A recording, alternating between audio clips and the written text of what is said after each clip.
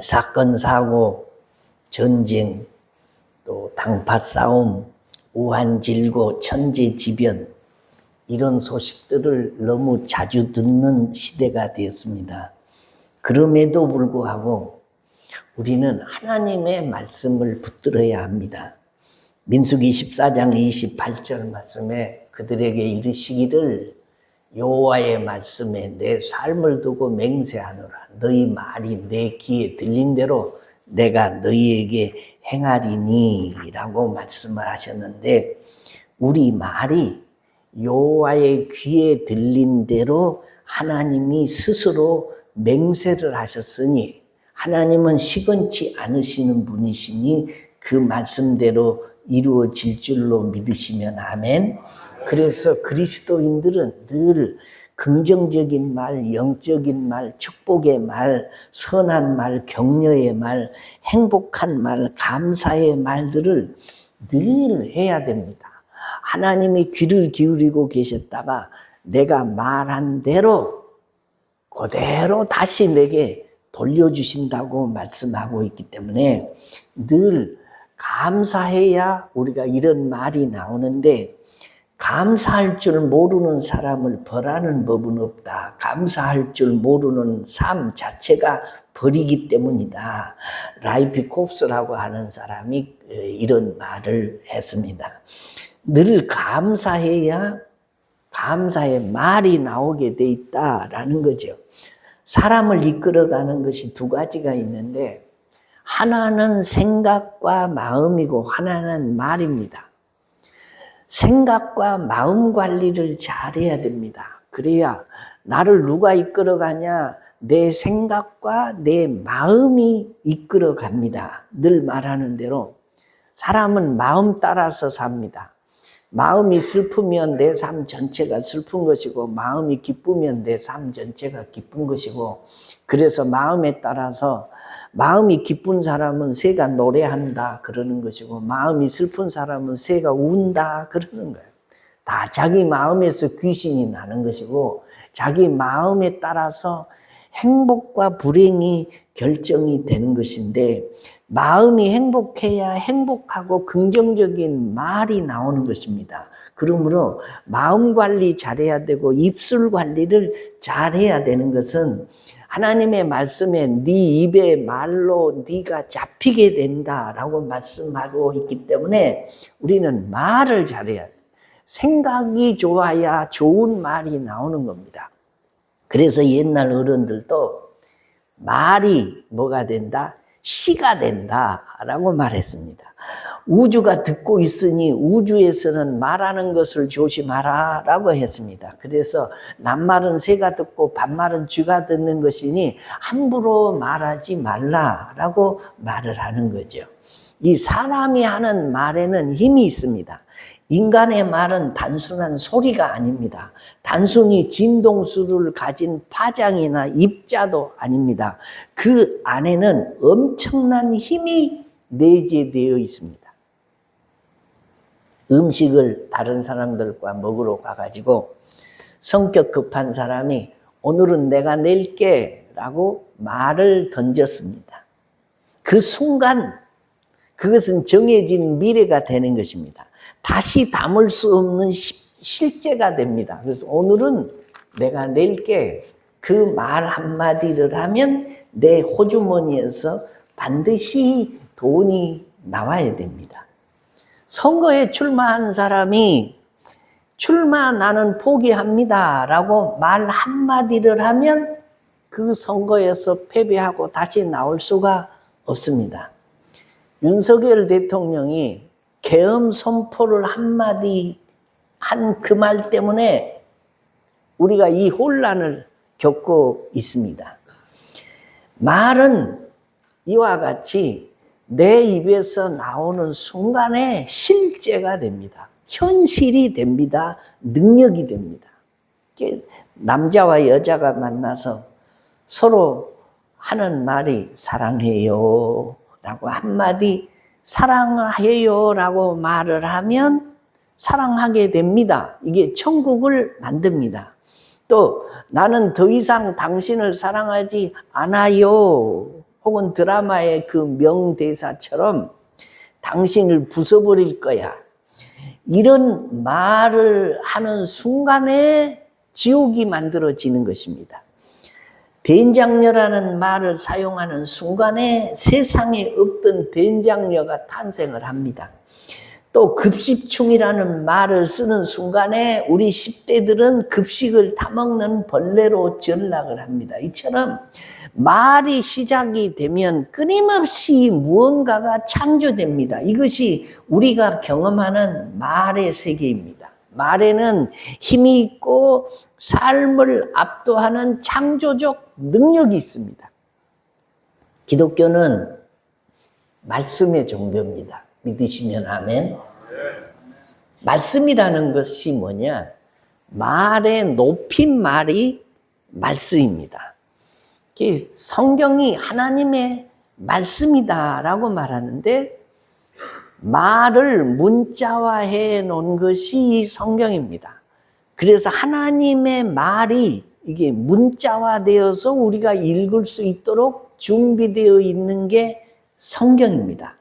여기서 말하는 이 말은 사람의 말이 아니고 하나님의 말씀입니다. 본래 말의 힘은 인간의 능력이 아니라 하나님의 능력입니다. 창세기 1장은 다음과 같이 선언을 합니다. 1장 3절에 하나님이 이르시되 빛이 있으라 하시니 빛이 있었고, 하나님이 말씀으로 천지 만물을 창조하십니다. 하나님이 말씀만 하시면 모든 것이 실제가 됩니다. 현실이 됩니다. 그러므로 하나님의 말씀은 그 자체로 창조적 힘이고 능력입니다. 태초부터 말씀이 계셨고 그 안에 창조의 생명력이 있었고 이를 통해 모든 만물이 창조되었습니다. 하나님이 엿새 동안 말씀으로 창조하신 이 피조 세계는 아담과 하와가 이게 망쳐버렸습니다. 하나님이 금하신 선악과를 따먹은 다음에 창세기 3장 18절에 보니까 땅이 내게 가시덤불과 엉겅퀴를 낼 것이라. 내가 먹을 것은 밭의 채소인즉 내가 흙으로 돌아갈 때까지 얼굴에 땀을 흘려야 먹을 것을 먹으리니 내가 그것에서 취함을 입었습니다. 너는 흙이니 흙으로 돌아갈 것이니라 하시니라 라고 했습니다. 아담과 하와가 하나님이 주신 에덴 동산을 잃어버렸고 세상은 가시와 엉겅퀴를 내고 얼굴에 땀을 흘려야 먹을 것을 먹고 살고 결국은 흙으로 돌아갈 운명에 처하게 되었습니다. 영생을 할 인생이 죽을 인생이 되고 하나님과 함께 영원히 살 인생이 첫째 사망과 둘째 사망을 겪지 않으면 안 되게 되어 있습니다. 이 불쌍하고 소망 없는 인생에게 하나님이 가죽옷을 지어 입히신 다음에 자신이 이 인생의 구원을 위해서 생명력 있는 말씀으로 이 땅에 오셨다라고 말씀합니다. 왜 말씀이 이 땅에 오셨을까요? 이 세상을 재창조하고 인간을 새롭게 하는 역사를 일으키기 위해서 말씀이 이 땅에 왔다고 성경이 증거를 하고 있습니다. 오늘 봉독해 주신 요한복음 1장 1절로 3절을 같이 한번 읽어보겠습니다. 시작. 태초에 말씀이 계시니라. 이 말씀이 하나님과 함께 계셨으니 이 말씀은 곧 하나님이시니라. 그가 태초에 하나님과 함께 계셨고 만물이 그로 말미암아 지은 바 되었으니 지은 것이 하나도 그가 없이는 된 것이 없느니라. 아멘. 기독교의 구원의 교리가 뭐냐? 말씀이신 예수 그리스도를 이 땅에 오신 그 주님을 영접하는 자가 하나님의 자녀가 되고 구원을 얻는다는 게 우리 기독교의 교리입니다. 참 말씀이자 생명인 예수님을 영접하는 자가 구원의 반열에 섭니다. 그래서 요한복음 1장 12절에 영접하는 자, 곧 그 이름을 믿는 자들에게는 하나님의 자녀가 되는 권세를 주셨으니 라고 하셨습니다. 여기 믿는 자와 영접하는 자, 믿는 것이 영접하는 것이고 영접하는 것이 믿는 것이다 라고 말하는데, 믿는다는 것이 영접하는 것이라는 말은 받아들이는 것, 모셔드리는 것을 영접한다 라고 했는데, 말씀이신 예수님이 이 세상에 오셨는데 그 예수님을 내가 내 마음속에 영접하면 어떤 일이 일어나느냐? 하나님의 자녀로 출생하게 된다. 새로운 창조가 일어난다는 것입니다. 이 세상이 갖지 못한 새로운 창조물이 우리 안에 생긴다는 말이에요. 부정모열로 이 세상에 생명으로 우리는 태어났습니다. 이와 마찬가지로 말씀이자 생명인 예수 그리스도를 우리 안에 영접하면 생명이 시작이 되는 겁니다. 하나님의 자녀가 탄생되는 순간입니다. 이것이 바로 영적 진리입니다. 이것을 성경적인 용어로 거듭남이다라고 말하고 신학적으로는 중생이다라고 말합니다. 죽고 다시 태어나는 것이 아니라 죽을 우리 인생 가운데 영원한 생명이 자리 잡아서 새로운 생명으로 출발하게 된다라는 겁니다. 이것이 뭐로 되냐? 베드로전서 1장 23절로 25절 말씀 조금 깁니다. 같이 한번 읽어보겠습니다. 시작. 너희가 거듭난 것은 썩어질 씨로 된 것이 아니요 썩지 아니할 씨로 된 것이니 살아있고 항상 있는 하나님의 말씀으로 되었느니라. 그러므로 모든 육체는 풀과 같고 모든 영광은 풀의 꽃과 같으니 풀은 마르고 꽃은 떨어지되 오직 주의 말씀은 세세토록 있도다 하였으니 너희에게 전한 복음이 곧 이 말씀이니라. 아멘. 거듭나는 것이 무엇으로 된다고요? 살아있고 항상 있는 하나님의 말씀으로 되었느니라 라고 말씀해요. 주님의 이름을 부르면 우리 속에 하나님의 말씀이 들어와서 싹이 트기 시작하고 생명이 우리 속에서 자라기 시작한다라는 것입니다. 로마서 10장 13절 말씀을 읽어보면 이렇습니다. 로마서 10장 13절 시작. 누구든지 주의 이름을 부르는 자는 구원을 받으리라. 자, 말씀이신 예수님을 내 속에 모셔드리는 것이 뭐냐?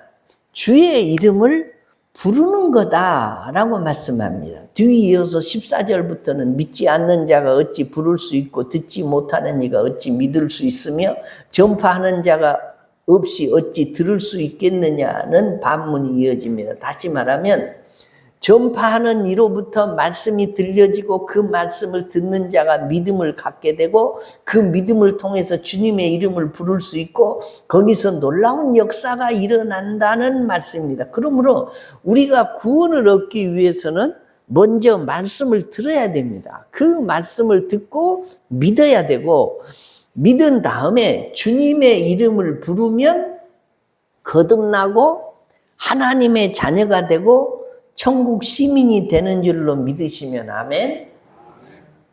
조금 어려운 것 같습니다. 그렇지 않습니까? 예. 쉽게 설명하면 이렇습니다. 말씀이신 하나님이 이 타락한 세상에 말씀으로 육신을 입고 이 세상에 오십니다. 우리가 전파하는 자를 통해서 예수 그리스도를 듣습니다. 그리고 예수 그리스도를 믿을 마음이 생깁니다. 그리고 우리의 입으로 주여, 주님은 나의 하나님이시고 나의 주님이십니다라고 부르는 순간에 우리 속에 말씀이 생명이 되어서 우리가 거듭나는 역사가 생기고 중생하는 역사가 생기고 주님이 내 안에 들어오셔서 나와 함께 하는 역사가 일어난다라는 것입니다. 믿는 것이 뭐냐? 부르는 거다. 주님을 부르는 것이고 영접하는 것이다 라는 거예요. 여러분, 리셋이라는 말을 들어보셨죠? 좀 어려운 말로 들립니다. 컴퓨터를 하시는 분은 이 용어를 알 수 있습니다. 리셋은 이게 다양한 뜻이 있습니다. 초기 상태로 돌린다, 고쳐놓는다, 활자를 다시 짠다는 의미입니다. 요즘은 대부분 다 컴퓨터를 사용을 합니다. 나는 컴퓨터가 없는데요. 여러분이 가지고 있는 이 휴대폰이 컴퓨터입니다. 똑같습니다. 손에 있는 컴퓨터, 휴대하고 다니는 이 컴퓨터가 휴대폰입니다. 알고 보면 이게 가정에 있는 그 데스크탑보다도 사실은 더 비쌉니다. 살 때 한꺼번에 돈을 주지 않고 그걸 월부로 다 나눠서 요금에 분할해서 내기 때문에 그렇지, 이 핸드폰을 일시불로 주고 사면 여러분 집에 있는 컴퓨터보다 상당히 더 비싼 이 핸드폰이 많습니다. 그런데 이 컴퓨터에 프로그램을 많이 깔아놓으면 가끔 이 프로그램끼리 이게 충돌을 일으키면 오류가 생기고 버벅거려서 잘 안 돌아갑니다. 아주 답답합니다. 이럴 때 어떻게 해야 되냐? 다시 전원을 껐다가 다시 켜면 되는데 그래도 안 될 때가 있습니다. 그럴 때는 이게 용량이 부족한데 내 핸드폰 속에 내 컴퓨터 속에 뭐가 너무 많이 깔려 있기 때문에 이게 힘이 들어서 잘 못 돌리는 거예요, 내 컴퓨터가. 그때 이것을 리셋을 한다고 하는데 프로그램도 좀 지우고 용량도 좀 넉넉하게 하고 이 리셋 다시 재부팅을 시키면 잘 돌아가는 일들이 많습니다. 기계는 이런 식으로 해결하면 되는데 사람이 이런 현상을 만나면 어떻게 해야 될까? 살다가 터덕거립니다. 살다가 버벅거려요. 잘 안 돌아가 우리 인생이. 그래서 걱정하고 잠을 못 자고 그리고 기도도 하고 싶은데 기도가 안 나오고 찬송을 하고 싶은데 입이 안 떨어지고 이거 리셋을 해야 되는데 이럴 때 어떻게 해야 되냐? 인생 리셋을 해야 됩니다. 재설정을 해야 됩니다. 사람이 아무리 리셋을 해도 시간을 돌리거나 과거의 행위를 지울 수 없습니다. 그러나 리셋하는 순간부터 자기를 새롭게 다듬을 수는 있습니다. 내가 지금까지는 어떤 사람이었든지 간에 말씀으로 리셋하면 새로운 사람이 될 수 있습니다. 그러면 리셋의 방법이 뭐냐? 우리는 기계가 아닌 사람입니다. 따라서 우리 주인이신 하나님의 방법을 따라야 됩니다. 하나님의 방법은 성경입니다. 말씀대로 하면 됩니다. 말씀으로 자기를 다듬지 않으면 신령한 세계를 찾을 수가 없습니다. 삶의 방향이 정해졌으면 그 나라를 바라보며 전진해야 됩니다. 우리에게 주어진 시간은 매우 짧아서 머뭇거릴 시간이 없습니다. 말씀으로 인생을 리셋하면 찌꺼기 같은 불신앙의 요소가 비워집니다. 상황에 따라서 자기를 제로로 만들어야 할 때도 있습니다. 계속 죽지 않는 모습이 나옵니까? 자기 정리가 필요합니다. 말씀으로 리셋하지 않으면 계속 옛사람이 나옵니다. 이생망이라는 말을 들어보셨습니까? 이번 생은 망했다라는 말을 줄여서 부르는 말로 주로 젊은 층에서 자기를 비하하고 소망 없는 자신을 한탄하는 말이 이생망이에요. 이번 생은 망했다. 또 젊은이들이 한국을 헬조선이라고 했습니다. 지옥을 뜻하는 헬과 우리나라를 뜻하는 조선을 결합해서 만든 말입니다. 열심히 노력해도 살기가 어려운, 성공하기 어려운 한국 사회를 비관하는 용어죠. 그런 면에서 현대 사회는 근본이 없는 사회고 현대인은 근본이 없는 사람들입니다. 물론 현대 사회는 유사 이래로 최고로 발전한 사회입니다. 현대인은 나름대로 교양도 있고 지식도 있고 갖출 것을 갖추고 삽니다. 그러나 깊은 차원에서 보면 현대인은 근본이 없는 사람들이에요. 다들 교양도 있고 지식도 있고 갖출 것을 갖추었지만 하나같이 비상적이고 세속적이고 근시안적입니다. 아무리 교양이 있고 지위가 높다고 해도 이게 한계 속에서 삽니다. 풍요 속에서 삶을 잃고 지식 속에서 지혜를 잃고 정보의 홍수 속에서 지식을 잃고 세속에 파묻혀 말씀을 잃고 외적인 화려함 속에서 근원을 잃고 유물론 속에서 영적 세계를 잃고 궁중 속에서 인간을 잃고 방황하면서 다 쓸쓸하게 삽니다. 이게 다 근본이 없기 때문에, 말씀이 없기 때문에 일어나는 재앙입니다. 이처럼 근본을 잃어버리고 근본 없이 사는 것이 가장 고질적이고 치명적인 인간의 질병입니다. 이 질병은 좋은 정부가 들어서고 좋은 정책을 시행한다고 해서 치유되지가 않습니다. 철저한 사회 변혁을 꾀하고 섬세한 복지를 시행한다고 해서 극복되지 않습니다. 우리가 잃어버린 근본, 우리가 떠나온 근본으로 돌아가야만 치유되고 극복이 되는 것입니다.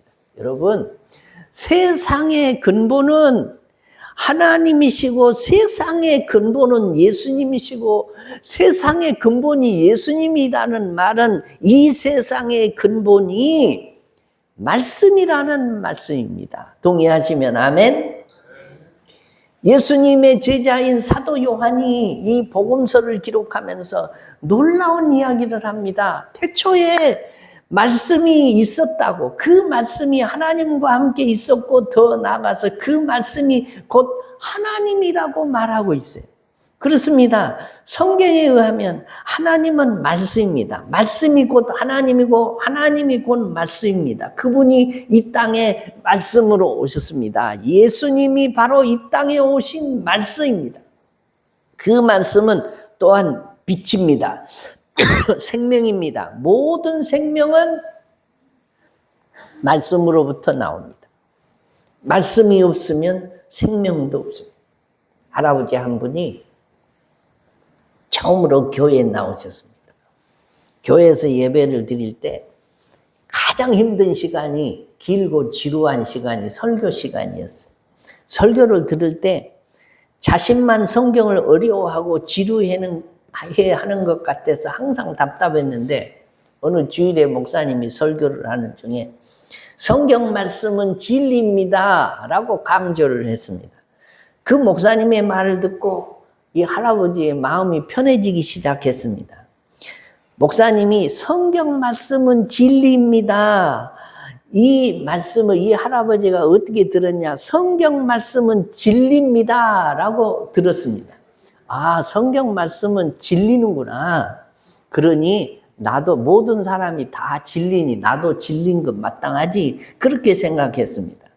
그런데 할아버지가 목사님의 말씀을 듣고 마음이 편해지기 시작했는데 조금 지나니까 지루하고 답답함이 또 계속되는 것입니다. 그때